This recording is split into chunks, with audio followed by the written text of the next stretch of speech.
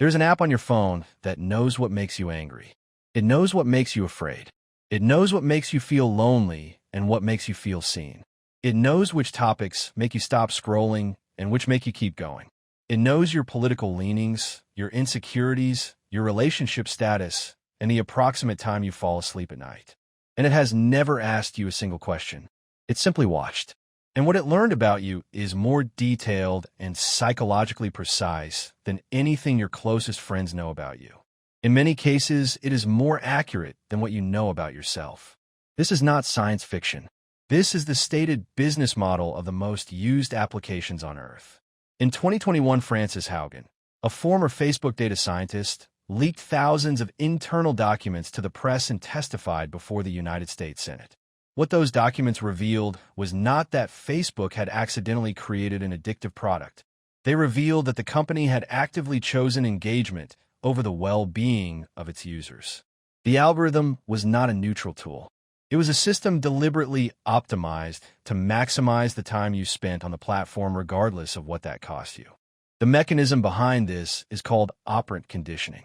Psychologist B.F. Skinner discovered in the 1930s that the most powerful way to produce compulsive behavior was not consistent reward, but random reward. What he called a variable ratio reinforcement schedule. A rat that receives a food pellet every time it presses a lever will stop when full. A rat that receives a pellet unpredictably will press compulsively, almost indefinitely, even when exhausted. The pull-to-refresh gesture on your phone is a slot machine. The notification badge is an unpredictable reward. The like button is intermittent social validation. Every core feature of the most used apps was designed using the same psychological principles that make gambling addictive. Former Google design ethicist Tristan Harris described this as the race to the bottom of the brain stem. Every major technology company is competing not for your attention, but for your most primitive impulses. The threat detection that makes you stop at bad news, the social comparison that makes you check your likes, the fear of missing out that makes you check your phone before you have fully woken up. The result is a population whose capacity for sustained attention and independent thinking is being systematically degraded, not as a side effect of technology, but as a feature of a business model whose revenue depends on your distraction. Neuroscientist Adam Alter documents how the average person touches their phone over 2,600 times a day. How the mere presence of a smartphone on a desk, even face down, even turn off, measurably reduces the cognitive capacity of the person sitting beside it. And here is what most people never examine.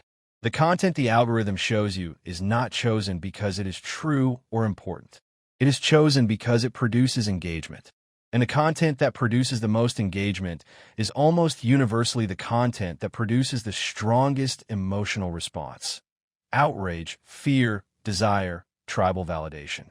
The algorithm is not making you better informed. It is making you more emotional, more reactive, and less capable of the slow, independent thinking that genuine understanding requires. So what do? First, understand that you are the product. When the service is free, what is being sold is your attention and the data your behavior generates. This is the literal business model. Second, introduce friction deliberately. Remove apps from your home screen. Turn off non-essential notifications. Charge your phone outside your bedroom. Every barrier between impulse and action creates space for choice. Third, protect your attention as if it were money.